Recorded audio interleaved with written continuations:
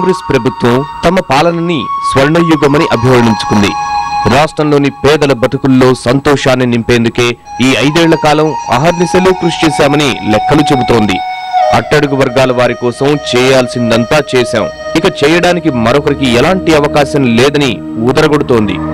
మరి ప్రజల బతుకుల్లో కాంగ్రెస్ పాలన వెలుగును నింపిందా? పేదలకు భుక్తి కల్పించడానికి చేపట్టిన భూ పంపిణీ కార్యక్రమం పేదలకు ఆశించిన ఫలితాన్నిచ్చిందా? అభాగ్యులకు అత్యాధునిక కార్పొరేట్ వైద్యం అందిందా? పట్టణ పేదలందరికీ ఇళ్లు అన్న వైఎస్ ప్రభుత్వం మాట నిలుపుకుందా? కాంగ్రెస్ ప్రభుత్వం ఏర్పాటైతే నిరుద్యోగ సమస్య ఉండదు, ఏటా ఖాళీలను భర్తీ చేస్తామని గత ఎన్నికల ముందు వైఎస్ రాజశేఖర రెడ్డి అన్నారు. ముఖ్యమంత్రి అయిన తరువాత యువత సంక్షేమానికి చిత్తశుద్ధితో వైఎస్ కృషి చేశారా? ప్రభుత్వంలోని వివిధ శాఖల్లో ఉన్న లక్షలాది ఖాళీలను భర్తీ చేశారా? లేక ప్రభుత్వ పథకాలంటే పేదలపై పాలకులు విసిరే రంగుల వల అన్న చందంగా వ్యవహరించారా? నిజమేమిటో చూద్దాం.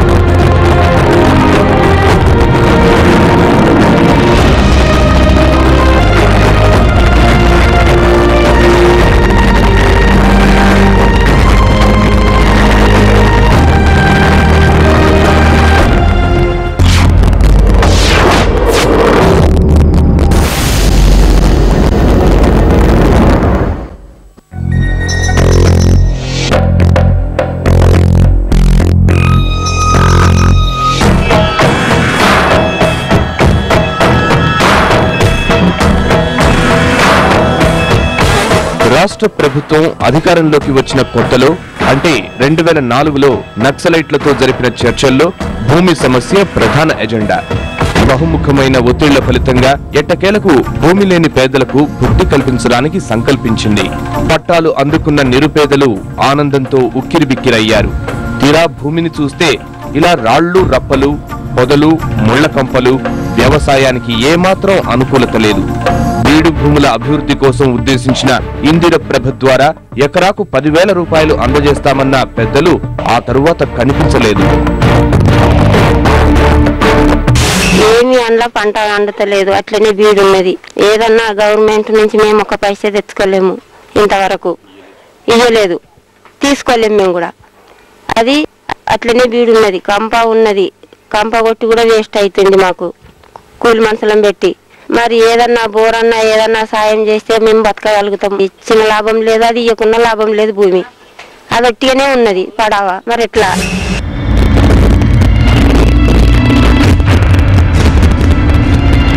పేదవాడికి భూమి ప్రాణాధారం. అదొక ఆస్తి మాత్రమే కాదు, భూమిపై హక్కు సమాజంలో హోదాను కల్పిస్తుంది, ఆర్థిక భద్రతను పెంచుతుంది.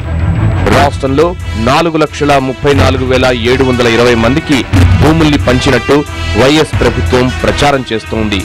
4 విడతల్లో 6 లక్షల ఎకరాల భూమిని పంచినట్టు చెబుతోంది. క్షేత్రస్థాయిలో ఇందుకు ఏమాత్రం పొంతనలేదు. పంపిణీ చేసిన భూముల్లో 80% కేవలం క్రమబద్ధీకరణలే. ఏళ్ల తరబడి సాగు చేసుకుంటున్న భూములకు పట్టాలిచ్చారు. కొత్తగా భూములు సేకరించింది 10%కి మించలేదు. ఇప్పటికీ ఆ భూములు ఎక్కడున్నాయో తెలియక కొందరు సతమతమవుతున్నారు.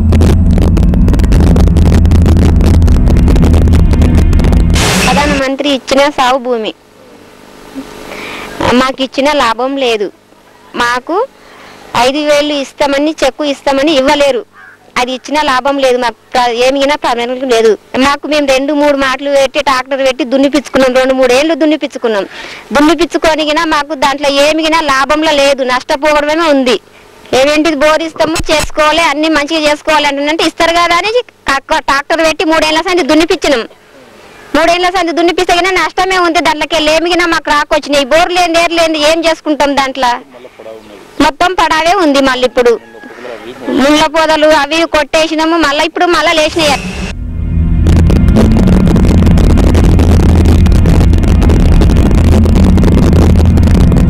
వ్యవసాయానికి అనుకూలంగా లేని భూముల్ని సాగుకు అనుకూలంగా మలుచుకునేందుకు ఆర్థిక సాయం చేస్తామంటూ ఆర్భాటంగా ప్రకటించిన పథకం ఇందిర ప్రభ. దీనికోసం నాబార్డ్ నుంచి 500 కోట్ల రుణం తీసుకున్నారు. ఈ నిధులు యథాతీరుగా పక్కదారి పట్టాయి. భూమిపై స్వేదాన్ని ధారబోసి ఆహారాన్ని సృష్టించడానికి సమాయత్తమైన శ్రమజీవులకు చివరకు మిగిలింది రిక్త హస్తాలే. ఇల్లు జాగల గాడుకున్నది ఏం పండియాలి, ఏం బతకాలి?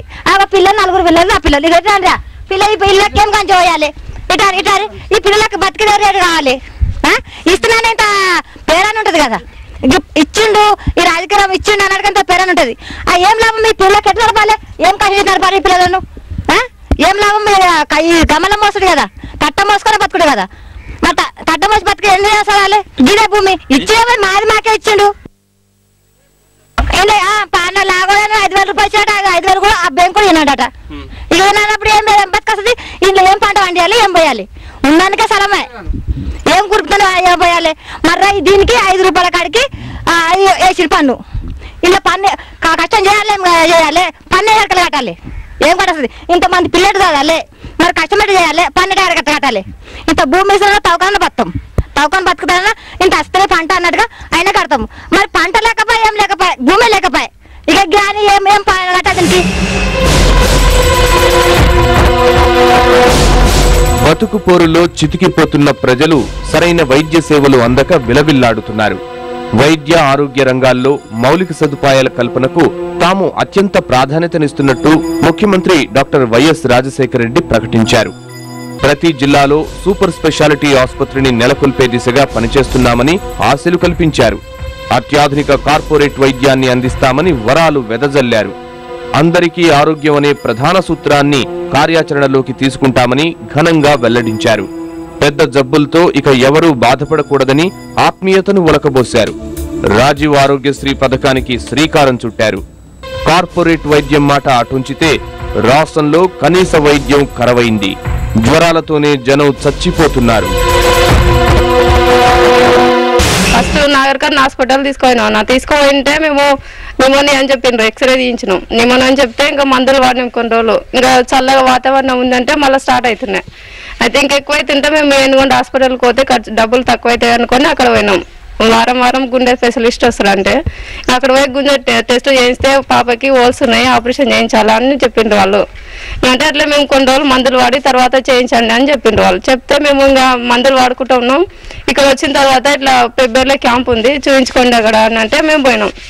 అంటే క్యాంపులో వాళ్ళు ఉండి పాపకి హోల్స్ ఉన్నాయి, ఆపరేషన్ చేసాం ఆరోగ్యశ్రీలా అని అంటే ఇంకా మేము చూపించుకొని మళ్ళీ హైదరాబాద్ పోండి హాస్పిటల్కి అంటే ఇంకా పోయింది మా వాళ్ళు తీసుకొని పోయింది సార్. అక్కడ ఆరోగ్యశ్రీలో ఆపరేషన్ చేసిండ్రు. మాకు మస్తు ఇబ్బందులు అయినాయి, డబ్బులు బాగా ఖర్చు అయినాయి. కానీ ఫ్రీ ట్రీట్మెంట్ అనేది ఏం ఫ్రీ అనిపించలేదు మాకు, మస్తు డబ్బులు ఖర్చు అయినాయి సార్.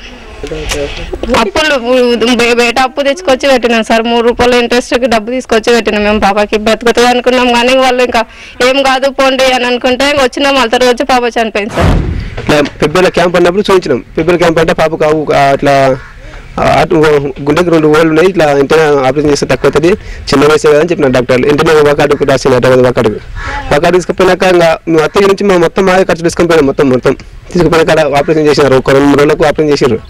చేసినాక మా పాప ఆరోగ్యం అసలు చాలా బాగాలేదు. ఇంటిని 10 రోజులకు డిశ్చార్జ్ చేసినారు సార్. వచ్చేటప్పుడు కూడా చెప్పారు పాప ఆరోగ్యం బాగాలేదు, చాలా బాగాలేదు. ఇట్లా ఏం సార్ దీని ప్రాబ్లం అంటే తక్కువ తక్కువ చెప్పినారు. వచ్చిన 1 రోజుకి మాత్రం చనిపోతారు ఇట్లా.